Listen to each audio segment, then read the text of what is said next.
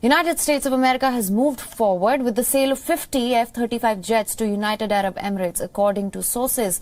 And now, according to these sources, the Donald Trump administration has notified the Congress that it approved the sale of 50 Lockheed Martin F-35 jets to the UAE in a deal that could be worth $10 billion. The informal notification to the Congress has potentially set up a showdown with lawmakers over this deal. The U.S. Senate Foreign Relations and the House of Representatives Foreign Affairs Committees have the right to review and block these sales. Many members of these committees have already criticized the UAE's role in civilian deaths in Yemen. Sources say that the Trump administration will be sending a formal notification for the deal in the coming days. Once formally notified, the Congress can choose to pass legislation to block the sale.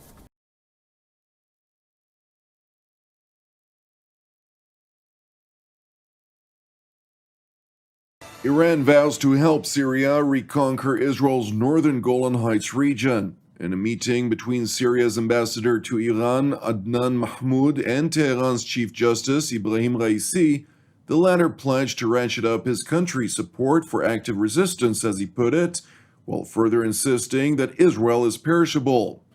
The top Iranian justice further noted, according to the regime-controlled Tasnim news agency, that Damascus and Tehran must bolster their cooperation to accelerate the demise of Israel, which he referred to as the fake Zionist regime.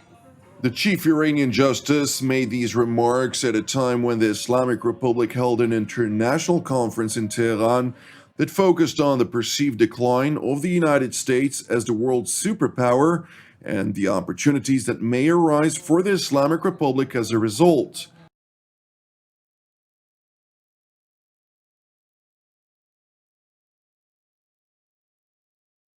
With shrapnel wounds covering his legs, Aydin Iskandarov says he's lucky to be alive. It was like raining iron.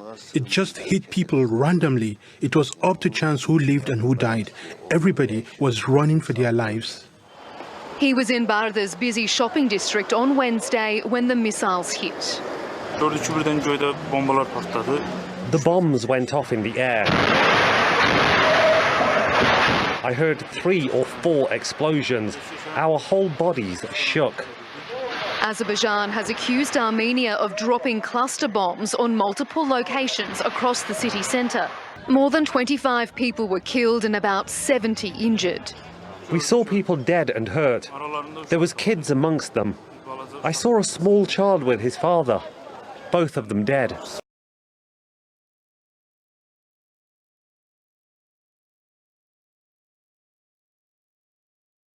Police in France have arrested a second suspect in connection with a knife attack at the Basilica in Nice that left 3 people dead. It was the 3rd Islamist attack in France in 2 months. President Emmanuel Macron is holding an emergency cabinet meeting today, and the terror alert level is now at its maximum. A place of worship and the scene of terror. Candles laid outside the Notre Dame church in Nice, a tribute for the victims killed within its walls. What happened inside is now being pieced together by forensics teams. France's top anti-terrorism prosecutor said this had all the hallmarks of a terrorist attack, and they have detained a suspect. When the police stormed the church on Thursday, it was too late to stop the bloodshed. A church official and a woman had been stabbed and killed. A 3rd person died of her injuries.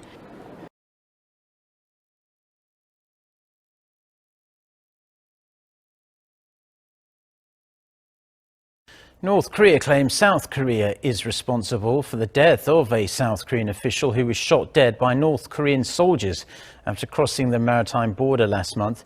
The regime also claims it tried its best to retrieve the official's body. North Korea said it tried its best to retrieve the body of a South Korean fisheries official who was killed in North Korean waters last month, but to no avail. The North state-run Korean Central News Agency reported Friday the principal responsibility for the official's death lies in South Korea due to its failure to exercise control over a citizen crossing the sensitive maritime border. It added the failure stems from the virus engulfing South Korea and says such an accidental incident shouldn't lead to a repetition of unpleasant precedents that could result in a catastrophe for inter-Korean relations.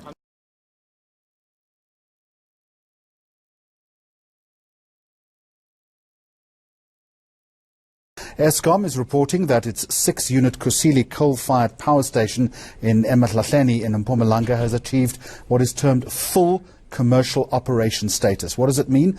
Well, my understanding is the unit has now progressed from its 16-month project testing phase to officially becoming part of Eskom's generation fleet.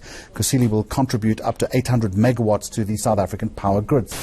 Well, it kind of remains to be seen how stable this unit is, but the fact that it's been handed over now from Eskom capital projects to Eskom generation for commercial use would indicate that it's really finished its trial phase and is ready for duty. But we do know, of course, that that there have been design flaws that need rectification, and these rectifications have not yet been done on the units at Kusile.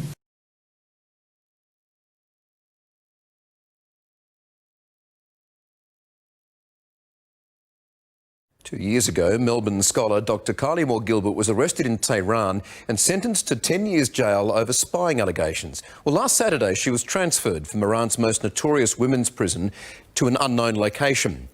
This is a really, really concerning development. This is, an international hostage situation, and it appears that the Australian government has lost eyes on the hostage, which is really, really dangerous. So we don't know where they are. We don't know where she is. We're not sure. The Australian government hasn't confirmed that it does or doesn't know her location, but at the moment, we're really, really concerned about her.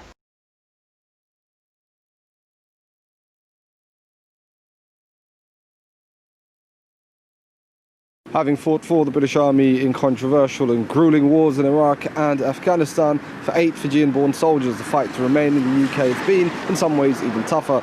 A High Court judge has told them that their attempts to seek a judicial review of their handling of their immigration claims are out of time, and now they're pinning their hopes on one final court hearing in December. It's disgraceful the way these veterans are being treated. I intend to hand back my medals actually in disgust of the way this country is treating these veterans. They served for many, many years for this country, and the least we can do is give them indefinite leave to stay here in the UK with their families. And also seeing firsthand the impact it's had on them and their families. These men, one of them's going through radiotherapy for a brain tumour. He shouldn't need to be worrying about all this sort of stuff. He's done his bit for the country and should be allowed to stay.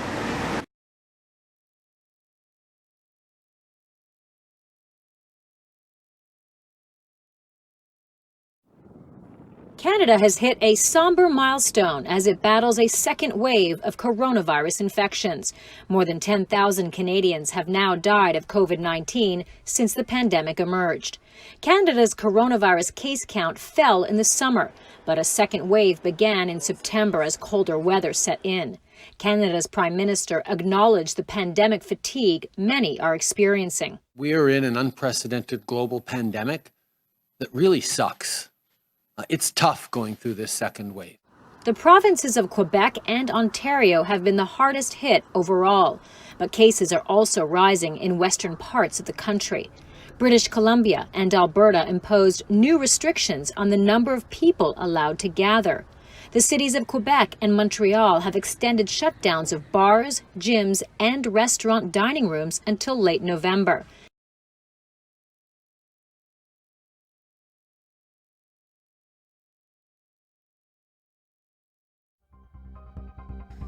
Starting Friday, October 30th, PUBG Mobile has terminated access for users in India after the centre banned the highly popular Battle Royale game along with its lightweight version PUBG Mobile Lite 2 months ago. Apart from these two games, 116 other China-linked apps were axed by the Indian government after serious clashes at the India-China border left soldiers on both sides dead. The centre banned these apps on account of data protection of citizens and to protect the integrity and sovereignty of the nation. On Thursday, PUBG Mobile announced through its official Facebook page in India that Tencent Games, the existing publishing and distribution partner of the game in the country, would terminate all service and access for Indian users to both PUBG Mobile Nordic Map Livik and PUBG Mobile Lite.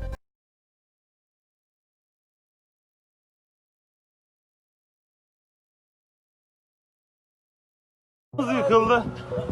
An itibariyle İzmir Bornova Özkanlar'da karşı apartmanımız yıkıldı.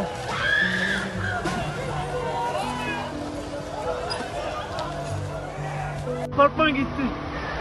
Allah! Apartman gitti ya.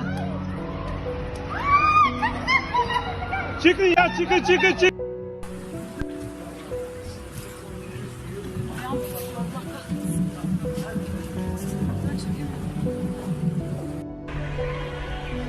Eyvah, bina tamamen çöktü. Eyvah. Tamamen çöktü bina.